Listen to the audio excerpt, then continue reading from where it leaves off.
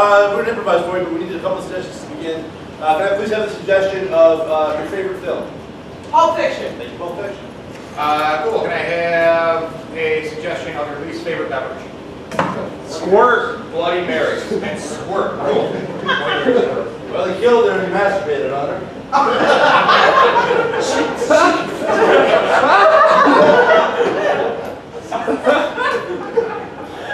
believe her name was Mary. Is there anything unusual about mine?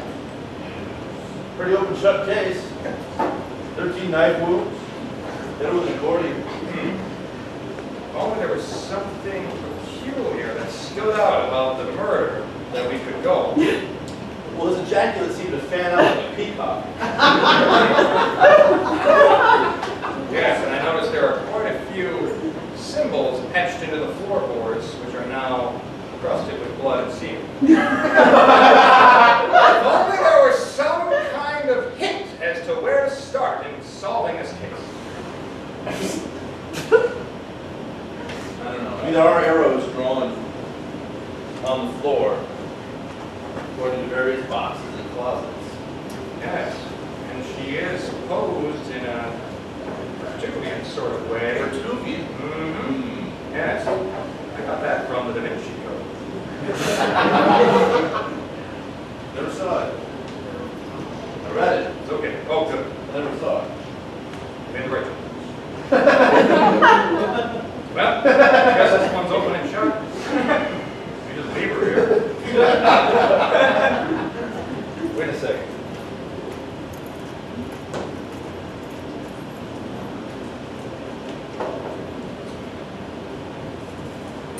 You look at that.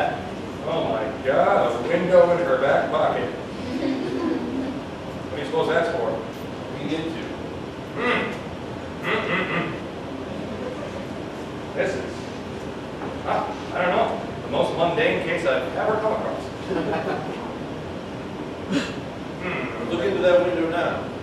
Ah, there is a series of selfies. Selfies. Mm. Series of selfies taken as the murder was occurring. The man in the picture just appears to be her one-time lover. I don't see anything to go on here.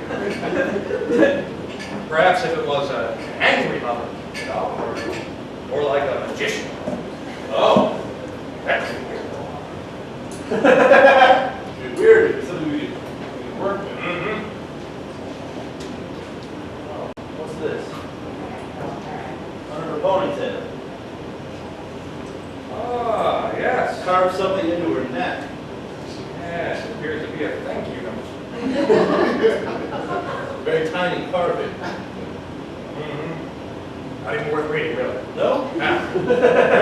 Well, it was small print. I can get out the magnascope. Ah, very expensive. Yeah, but then it's gonna get plugged. Hey, Dave. Are you just not into it today? I happen to have a card game to go to. I don't see what that has to do with anything. Card game? Yeah. I mean, we have a calling card, we have a thank you note, we have a sex crime. I mean, this is about as exciting as it gets, and I just feel like you're phoning it in. I don't know. I mean, murders happen. You know. Right, but it's our job to solve those crimes. Yes, yes, it is. I believe this was a murder. So. That's not the part we solved. That part's pretty obvious. Selfie number 7, she's being stabbed. There you go. You know, murder weapon, the cause of death. I don't see where to go from here. Well, we need to track that gentleman down. Oh, but what if he has a card game to go to? You know?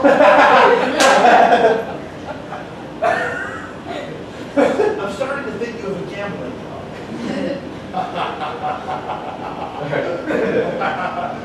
Have I told you my favorite joke?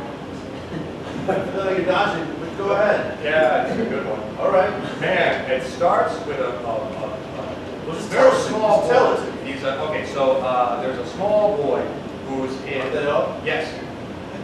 There are been large boys. Small boy.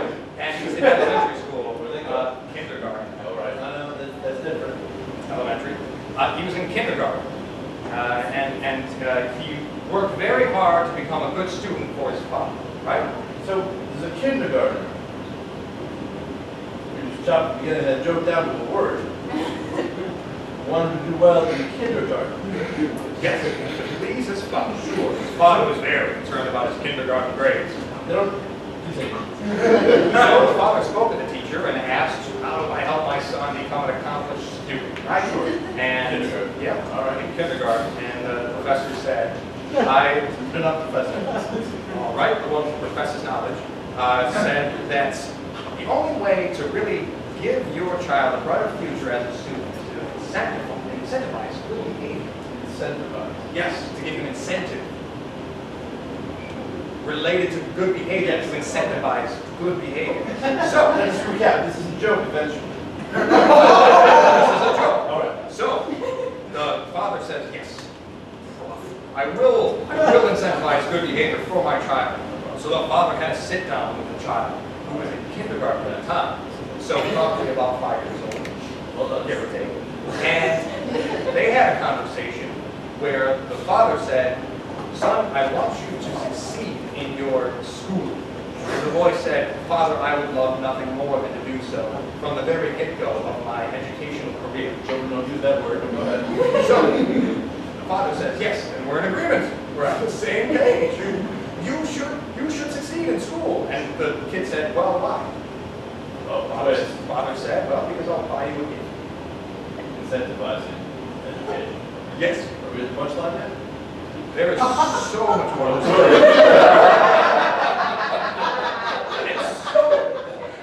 The father said, I'll buy you anything you like. Anything. In all the land. Anything you like. At all. All of it. And so the boy thought very, very hard about what he wanted. Sure.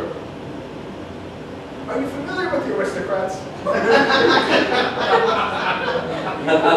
You mean the cat movie?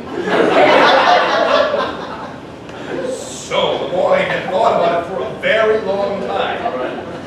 And he then, much later, talked to the father, who was very interested in what the boy had come up with, so that he would know what to give his son as a gift for his good behavior in school. And the boy said, I would like a pink ball with a pink pattern. A lot of pink.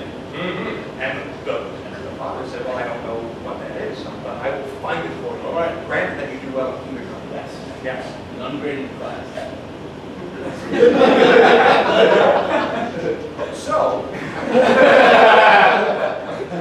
So the father promised his son to give him this gift. The pink ball and the pink paddle. Kindergarten went by. It does. And ended it, he got straight A's. That's not the thing.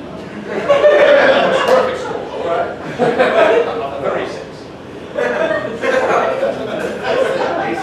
So the father said, going out at the end of the term of the semester, Right, they don't have the second semester, and he said, son, you've done so well, I'm going to give you a gift. And the boy said, yes, that's ping pong. But dad said, well, I'm sorry, I couldn't find a ping pong. And I went all over the state looking for this item. Are you not familiar with the aristocrats at all? I mean, the rich guys from the 1400s. So the father said, I went all over the state, and I got you the most wonderful gift. Which state? Michigan. Okay. It's a local joke. For the time being, there's a lot to it. All right. So, I do. As you were. So the boy says, well, what did you get me, father? If not a big ball and a big paddle. Couldn't the boy just open the gift and find out? Well, no, because the father had actually purchased him a recreation center. So we had to take him. It's not really something you can grab a recreation center. Put a ribbon over the door. Yes. Maybe we ought to sit down. No. So the father bought the kindergarten, the 5-year-old boy, a rec center. And Was the boy very pleased? wealthy father. They went to kindergartens with professors and grades. That is a very special kindergarten. Yeah, price. Yes. So, then, Oh, the boy was furious. as you should be. Yes. Said, fuck you, Dad. Whoa! Wow. Children don't use that word. I know, and the dad understood. He said, you're right, son. Fuck me.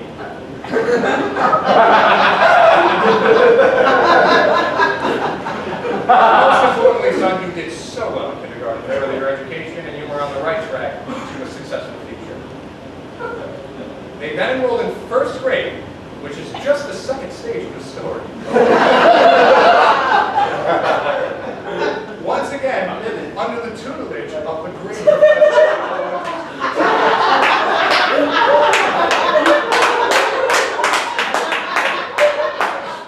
Is the same instructor, professor, pardon me, from kindergarten, or is it a new professor who specializes in first grade education? That's a ridiculous question. Different perspective at each level of education. Okay, as you were. I'm a kindergarten teacher teaching first grade. So, the father sat down with the instructor for the Not professor. first, well, professor. You seem to have a problem with the word professor. So, the Well, educator, were they a professor or not? certified All right. professor of the first grade class, and said, I ruined last year with my son, who got great marks, top marks. All A's. Mm. Kindergarten. Yes, indeed. In his kindergarten class, I would like him to continue his good behavior. All right. And so the teacher said, professor, sorry, said, well, what you must do is incentivize good behavior in your son. The father said, I've heard this before, and said, I will do that. Okay. All right. So what did he do? So he went and sat down with his son at home and said, son, I'm sorry, I blew it so hard last year. Bye.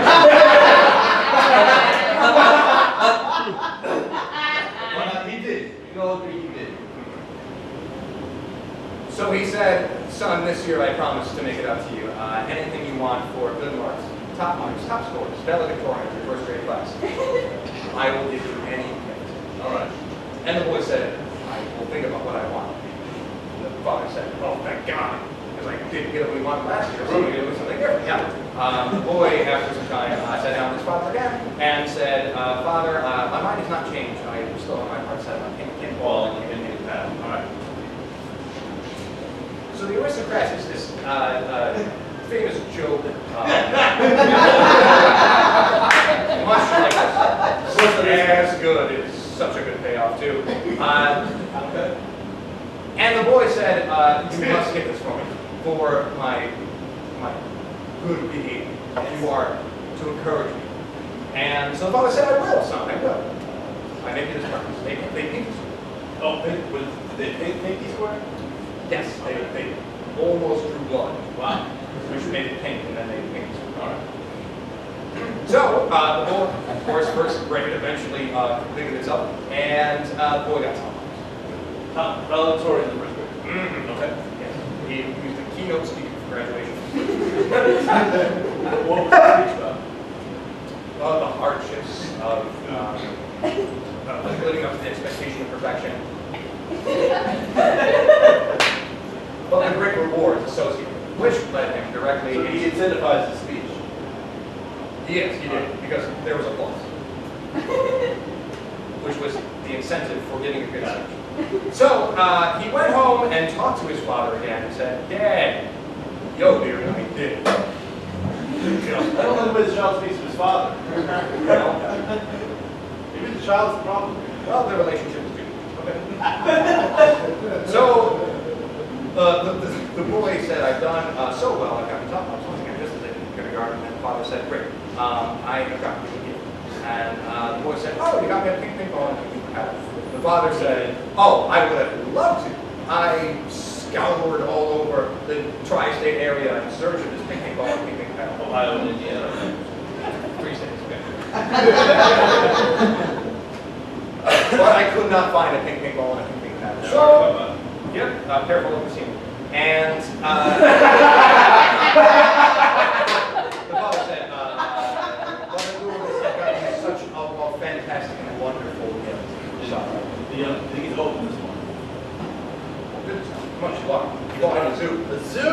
full of animals. How Damon-esque. I feel like. You can imagine the boy's reaction. Oh, outrage. Ah, It's a lot of work fury. for a first grader, second grader. Yeah. Oh, well. Assuming the semester ends, and then you become the next grade. Well, there's an initiation.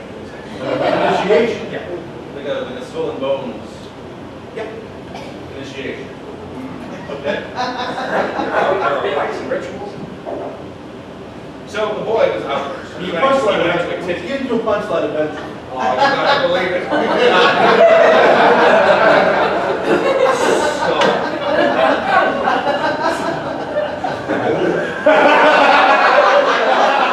I have nowhere to be. You have a card game to get to, but I literally have all night.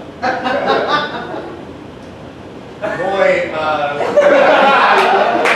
went into a tizzy. Just Tizzy? a fury. Ooh. Yeah, he went into a berserker rage.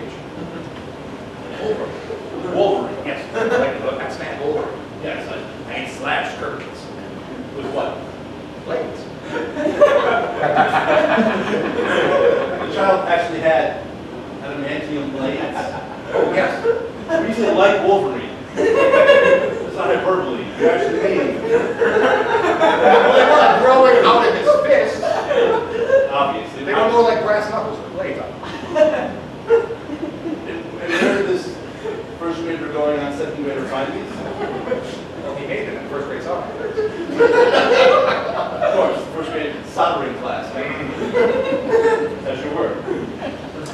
So the boy decided that he would no longer hear disappointment from his father.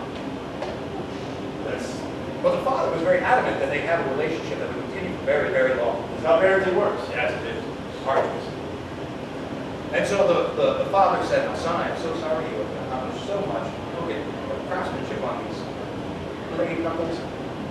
I am so proud of you, and I am so sorry that once again I have really fucked." A lot of language in this bed. Yeah, hard consonants and fricatives too. Friggin' I guess. So, fricative, like a lot of noise for consonants. Friggin'. Like a lot of noise. For consonants. A lot. Friggin'. So the boy said, "Father, I cannot stand for any disappointment. I no longer trust you as a human being. What can you possibly promise me?" And the father fell to his knees, As you do. in a pile of blood, which he had created solely for the purpose of indignation, and said, "Son, I am on my knees in a like, mud pot. A month off, of course. I beg of you, please forgive me and allow me one more chance to give you everything you've ever wanted, on the condition that you are Tom. Sorry. The ping ball and the ping paddle. Well, yes, that was the boy's response. Yes. Do you know this story? Nope. Okay. So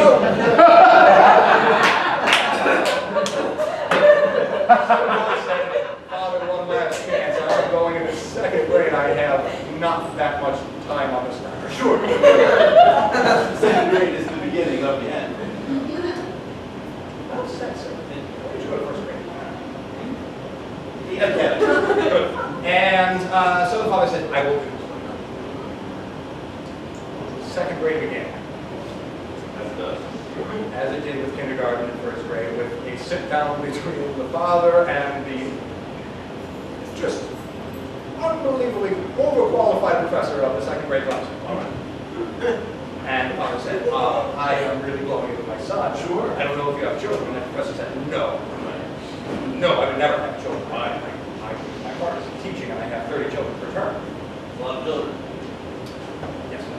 So the father said, "I'm blowing it bad, and I would like to know if there's any way for me to further encourage my son." The teacher said, "Just get him what he wants when he graduates with top marks." And the father said, "I don't know what a picnic ball and picnic paddle is." And the professor laughed at him like a scoundrel. And Known for the laughter. yes, and said, "What a bad father you are.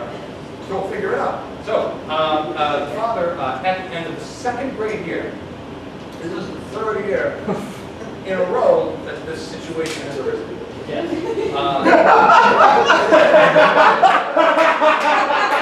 Out of curiosity, third of how many? Well, not that high school, there's college. Also grad school. Yeah, you have a card game to get to. I've got nothing but time. I punch out in about 5 minutes, so. Hopefully less.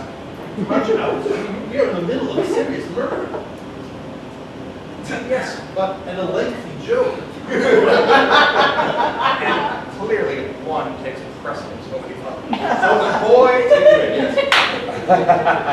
who now gave his father the last chance to retain what little was left of the relationship. An ultimatum. Yes, an ultimatum. I went on the second grade. Became dean of the second grade.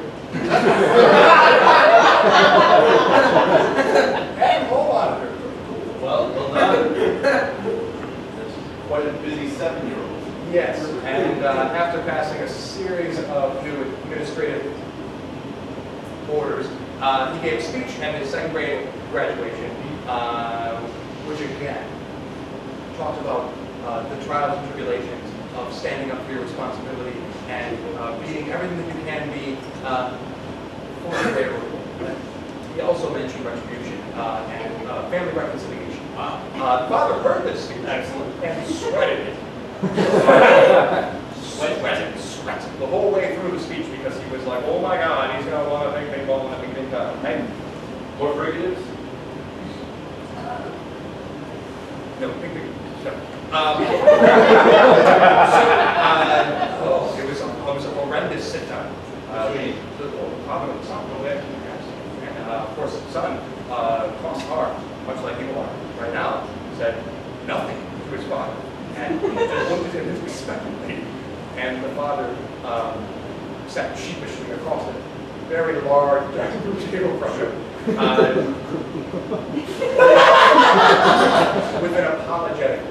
The father. The father. There's a punchline eventually. Everything ends in a punchline. I look forward to it. So, having spoken no words, the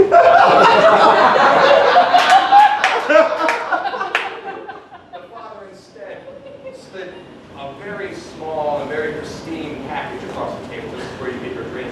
That the son gets to open the package. You see, so certified. Well, gifts are meant to be open, Buildings are not meant to be wrapped. aren't they? Well, there was no building in this small pristine package. He slid across the grandeur table that they had in their dining room, and it hit the young boy in the chest. It like a smack of shame. And The rifle is broken. That's your work. with the shape of a crowbar and the indentation of, my name is John Copper. John Copper. Copper. Now, where have I heard that name before? John Copper. That's right, it's the one who signed the thank you note tattooed into her neck. Oh, you read that? I did. Good. I had time. So having opened the package, Oh, we did. oh yes, All right. after hitting him in the chest, and It's back to training. yes, and he said for gritted teeth, he said, The child. Great teeth. he said it like John Travolta, and he said, Father, there's no way. He said, Father, there's no way. There's Now, which John Wolf is that? like the one from Broken Arrow. Not Wolf Fish.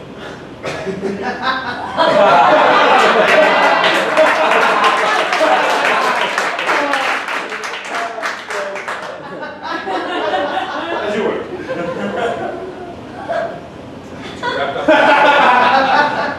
So it wasn't a big ping ball and a Of big course fish salad. What was in the box? It was a very large, rare ruby, like contained spiritual hours. Specifically, the power of family.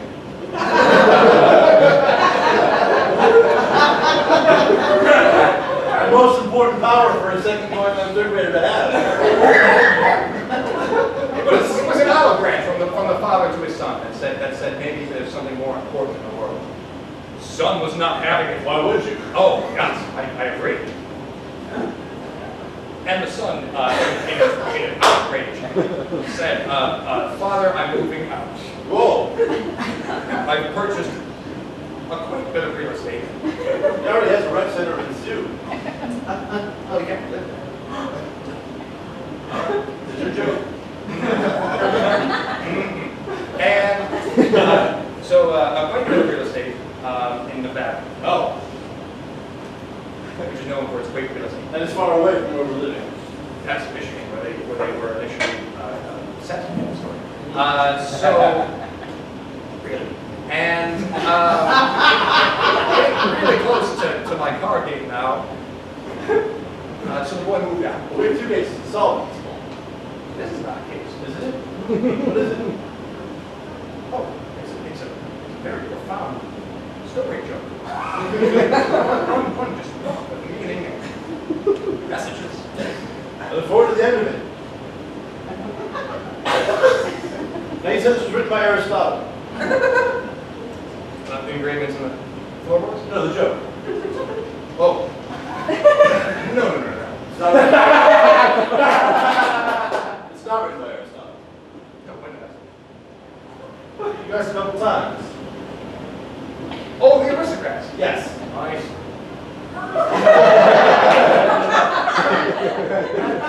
Are they not related to Aristotle? Were you waiting for me to ask about the aristocrats again? The what? The boy was now living in Nevada.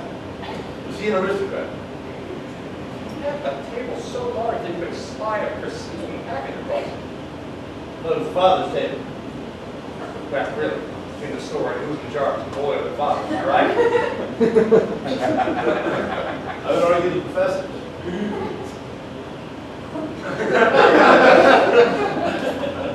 Because they brought the father the idea of incentivizing the child's education.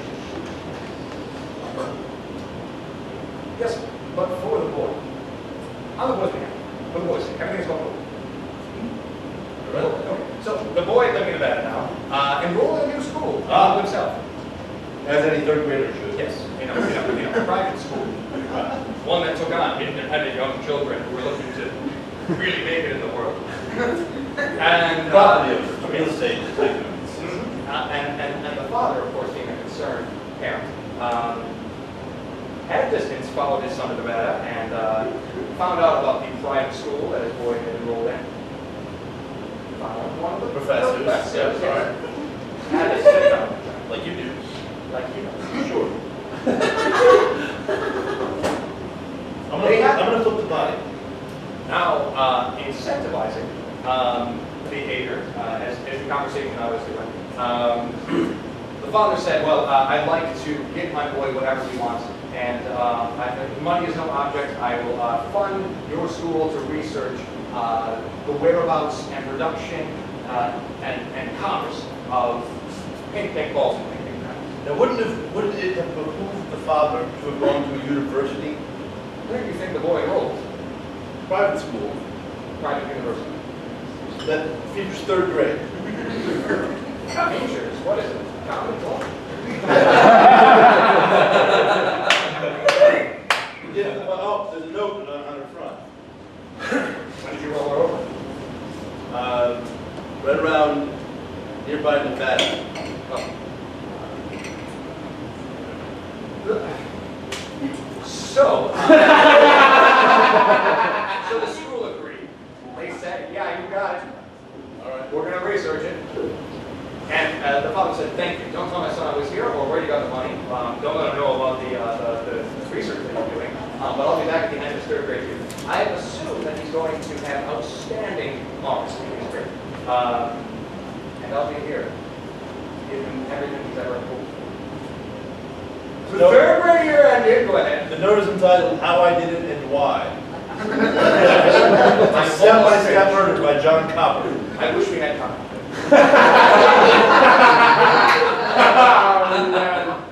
So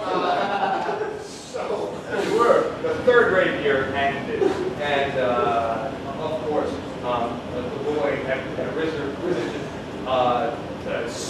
sorcerer supreme of education. Sure. Sorcerer Supreme. And there's a punchline eventually. Everything worth hearing has a punchline. And please continue. Because this one must be amazing. It's glorious. It reminds me of another joke.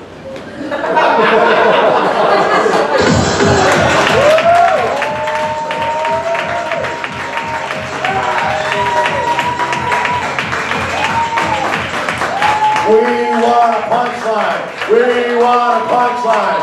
We want a punchline. Everybody, we want a punchline. We want a punchline. We want a punchline. The aristocrats!